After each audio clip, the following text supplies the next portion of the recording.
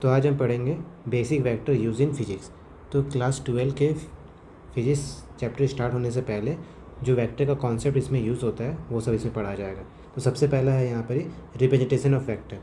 तो वेक्टर को रिप्रेजेंट करने के लिए हम लोग ऊपर में छोटा सा एरो लगाते हैं एंड यहाँ पे I cap, J cap and K cap का यूज़ किया जाता है। Here I cap, J cap and K caps are the unit vector which gives the direction of x axis, y axis and z axis.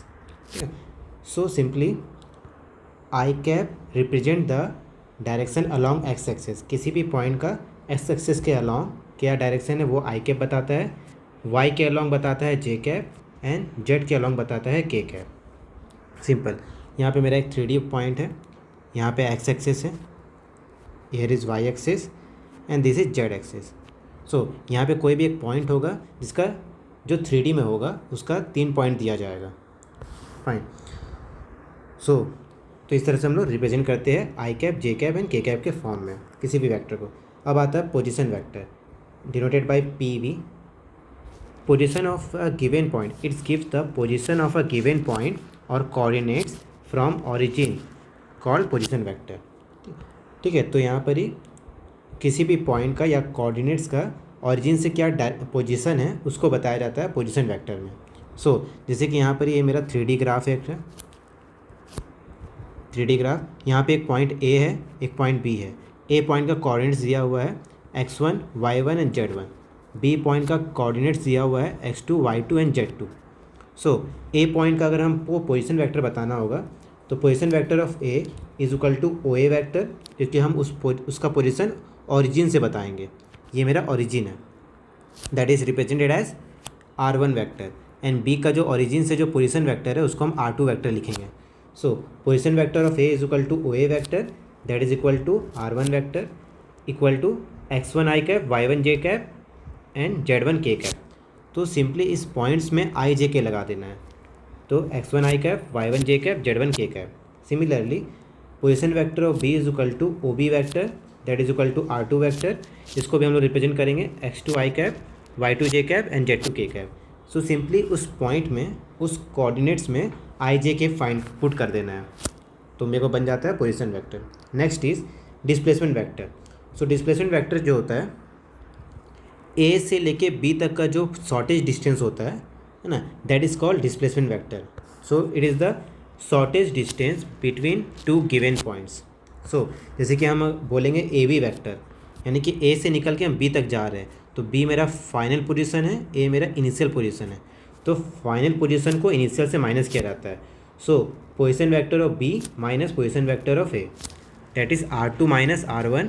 तो simply R2 का points को R1 का point से minus कर देना है। तो x2 minus x1 i cap, y2 minus y1 j cap, z2 minus z1 k cap. तो इससे हमको AB वेक्टर मिल जाता है। सिमिलरली अगर हमको BA वेक्टर दिया हुआ है तो हम उल्टा लिख देंगे, A को B से माइनस करेंगे, क्योंकि मेरा फाइनल पोजीशन A है, इनिशियल पोजीशन B है। तो R1 minus R2 that is x1 minus x2 i cap, y1 minus y2 j cap, z1 minus z2 k cap. It is a displacement vector. Now magnitude of vector, किसी भी vector का magnitude जो होता है, it is the distance of a given point from origin by using distance formula. हम लोग distance formula का use करके किसी भी पॉइंट का ओरिजिन से जो डिस्टेंस बताते हैं उसको बोलते हैं मैग्नीट्यूड ऑफ वेक्टर। तो इट इज़ अ डिस्टेंस।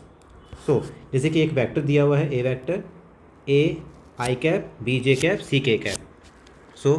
अगर हम इसका मैग्नीट्यूड करेंगे, जैसे कि A वेक्टर का मॉड डाल दिए, मॉड का मतलब मैग्नीट्यूड करना होता है, ठीक है। हम मैग्नीट्यूड करेंगे मॉड डाल के, तो उसका ऊपर का एरो हट जाएगा। किसी भी वेक्टर का अगर हम मैग्नीट्यूड निकालेंगे तो उसका ऊपर का एरो हट जाता है। तो इसका एरो हट गया, A आ गया, equal to under root of A i cap, under root of A का स्क्वायर प्लस B का स्क्वायर प्लस C का स्क्वायर करके हम रूट डाल देंगे। तो सिंपली जो भी मेरा पॉइंट्स दिया रहेगा उस सारे पॉइंट्स का स्क्वायर करना है, प्लस करना है और रूट डाल देना है। तो इससे हमको मैग्नीट्यूड मिलता है। ये जस्ट सेम फार्मूला है डिस्टेंस फार्मूला जैसा। जैसे डिस्टेंस फार्मूला था 10 क्लास में कि under root of x2 minus x1 का स्क्वायर, y2 माइनस y1 का स्क्वायर, z1 माइनस z2 का स्क्वायर। अब यहाँ पे एक्स्ट्रा पॉइंट आ जाएगा z2 माइनस z1 का स्क्वायर। तो ये डिस्टेंस फार्मूला ही है ना। तो यहाँ पर ही सेम चीज़। तो किसी का मैग्नीट्यूड हम लोग इस तरह से निकालते हैं, उसका स्क्वायर करके ऐड करके रूट डाल देते हैं उसका। Now types of vector, although इसका यूज़ होता नहीं है, टाइप ऑफ वेक्टर का उतना यूज़ होगा नहीं, बस थोड़ा बहुत जनरल नॉलेज के लिए पता रख सकते हो। नाउ सबसे पहला है यूनिट वेक्टर। यूनिट वेक्टर क्या होता है? A vector whose magnitude is equal to 1। ऐसा वेक्टर जिसका मैग्नीट्यूड 1 आता है उसको बोलते हैं यूनिट वेक्टर। जैसे कि किसी का भी अगर हमको यूनिट वेक्टर निकालना है, जैसे कि ए कैप, यूनिट वेक्टर को हमेशा ऊपर में कैप लगा के डिनोट किया जाता है, ठीक है। तो जैसे कि मान लो अगर ए कैप निकालना है, अगर ए वेक्टर का यूनिट वेक्टर निकालना है तो उस वेक्टर को उसका मॉड से डिवाइड कर देंगे। तो किसी भी वेक्टर को उसका मॉड से डिवाइड कर दो, तुमको मिलेगा यूनिट वेक्टर, और यूनिट वेक्टर के लिए हम लोग ऊपर में कैप लगाते हैं छोटा सा। Next is zero vector and null vector. Zero से समझ में आ रहा है कि यहाँ पे कुछ भी नहीं है, ऑरिजिन का बात हो रहा है, यानी कि जीरो आई कैप, जीरो जे कैप, जीरो के कैप, तो जस्ट लाइक अ ऑरिजिन, जो पॉइंट है वो ऑरिजिन का बात किया जा रहा है। इक्वल वेक्टर, इक्वल वेक्टर उसको बोलते हैं जिसका direction and magnitude both are equal, is called equal vector. जैसे कि एक वेक्टर आगे की तरफ जा रहा है और सेम वेक्टर उसी उतना ही लेंथ का वो भी आगे की तरफ जा रहा है, तो ये दोनों वेक्टर मेरा इक्वल वेक्टर है। पैरेलल वेक्टर उसको बोलेंगे जिसका डायरेक्शन सेम होता है, ठीक है, मैग्नीट्यूड सेम हो उससे मतलब नहीं है। जैसे कि मान लो यहाँ पे एक वेक्टर है सीधा जा रहा है ऐसे राइट साइड, और दूसरा वेक्टर भी राइट साइड ही जा रहा है लेकिन उसका लेंथ ज़्यादा है फर्स्ट वाला वेक्टर से, तो यहाँ पर ही मैग्नीट्यूड सेम नहीं रहेगा बट डायरेक्शन सेम हो सकता है। डायरेक्शन सेम ही रहेगा, मैग्नीट्यूड सेम नहीं हो भी सकता है, नहीं भी हो सकता है। अगर डायरेक्शन और मैग्नीट्यूड दोनों सेम हो जाएगा तो वो इक्वल वेक्टर बन जाएगा। Next anti parallel vector. तो एंटी पैरेलल वेक्टर नाम से समझ में आ रहा है, एक वेक्टर जा रहा है राइट साइड में और दूसरा वेक्टर जा रहा है लेफ्ट साइड में, तो it is called anti parallel vector. Now negative vector, अगर कोई वेक्टर जैसे कि मान लो यहाँ पे एक वेक्टर दिया है जो कि मेरा राइट साइड जा रहा है, अगर राइट साइड जा रहा है तो हम ए वेक्टर लिखे, अगर इसका डायरेक्शन हम चेंज कर देंगे, उल्टा कर देंगे, तो ये अगर ये लेफ्ट साइड जाएगा तो इसका हो जाएगा minus A vector.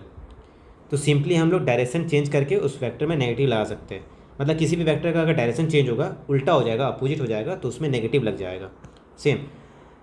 Next is concurrent और को इनिशियल वेक्टर। यहाँ पे को का मतलब कॉमन होता है, तो ऐसा वेक्टर या फिर ऐसा बहुत सारा वेक्टर जिसका इनिशियल पॉइंट कॉमन हो, ठीक है, हैव कॉमन इनिशियल पॉइंट, इस कॉल को इनिशियल वेक्टर। जैसे कि यहाँ पे देखो दिया हुआ है, यहाँ पे हम 3 वेक्टर बनाए, एक वेक्टर ऐसे जा रहा है, एक वेक्टर ऐसे जा रहा है, एक वेक्टर ऐसे जा रहा है, ठीक है, तीनों को ओरिजिन सेम है, यानी कि जहाँ से निकला है वो सेम है, तो इसीलिए इसको बोलते हैं हम लोग को इनिशियल वेक्टर। नेक्स्ट को प्लानर वेक्टर। तो को प्लानर वेक्टर उसको बोलते हैं जिसमें जो ऐसा वेक्टर्स जो एक ही प्लेन में लाई करता है। एग्जाम्पल जैसे कि मान लो कि हम एक प्लेन बनाए, एक मेरा कॉपी है, इसमें बहुत सारा लाइन बना दिया ऐसे करके, ये सब वेक्टर ही है, ठीक है, लेकिन ये सारा वेक्टर मेरा एक ही प्लेन में लाई करता है, एक ही प्लेन में लाई कर रहा है, इसीलिए इसको बोलते हैं को इनिशियल वेक्टर, को प्लानर वेक्टर, क्योंकि सबका प्लेन सेम है। जैसे कि मेरा एक कॉपी है, उसमें हम बहुत सारा लाइन ड्रॉ कर दिए, तो वो सारा जो लाइन है वो वेक्टर को रिप्रेजेंट कर रहा है और वो सारा वेक्टर एक ही प्लेन में लाई करता है, तो it is called coplanar vector. Next is orthogonal vector. Orthogonal vector उसको बोलेंगे अगर दो वेक्टर के बीच में 90 डिग्री बन रहा है, then it is called orthogonal vector. If angle between 2 vector is 90 degree then they are called orthogonal vector, ठीक है। सो इतना ये सब मेरा टाइप्स ऑफ वेक्टर हो गया। Next is component of vector. तो ये काफ़ी इंपॉर्टेंट है, इसका यूज़ काफ़ी ज़्यादा होगा। जैसे कि मान लो कोई भी अगर लाइन है, जैसे कि मान लो एक लाइन है मेरा, यहाँ पे कोई भी आर है, ठीक है, और यहाँ पे एंगल थीटा बना हुआ है, वेट अ मिनट, हाँ, मान लो कोई भी एक लाइन हम बना दिए, यहाँ पे एंगल थीटा बना हुआ है और ये आर है, तो जहाँ एंगल सटे रहता है वहाँ पे हमेशा होता है आर कॉस थीटा, जहाँ एंगल सटा है वहाँ आर कॉस थीटा, और आर कॉस थीटा के जस्ट परपेंडिकुलर जाएगा आर साइन थीटा। तो इसको याद रखना है, जहाँ एंगल सटा हुआ है वहाँ पे जाएगा कॉस थीटा और उसके जस्ट परपेंडिकुलर में जाएगा साइन थीटा, और ये दोनों के बीच 90 डिग्री है, ये वाला चीज़ 90 डिग्री है। सो इसको बोलते हैं, ये दोनों को बोला जाता है कॉम्पोनेंट ऑफ वेक्टर, ठीक है। वही चीज़ यहाँ पे भी रिप्रेजेंट किया गया है, हाँ। तो जैसे कि कोई आर वेक्टर है, जहाँ एंगल सटा हुआ है वहाँ पे जाएगा आर कॉस थीटा, और आर कॉस थीटा का जस्ट परपेंडिकुलर जाएगा आर साइन थीटा, ठीक है, और आर साइन थीटा और आर कॉस थीटा के बीच में रहना चाहिए आर, ठीक है, ये दोनों के मिडिल में रहना चाहिए आर, ठीक है। सो इसको बोलते हैं कॉम्पोनेंट ऑफ वेक्टर। तो इसको याद रखना है, जहाँ एंगल सटा हुआ है वहाँ पे जाएगा कॉस थीटा और उसके परपेंडिकुलर में जाएगा साइन थीटा, ठीक।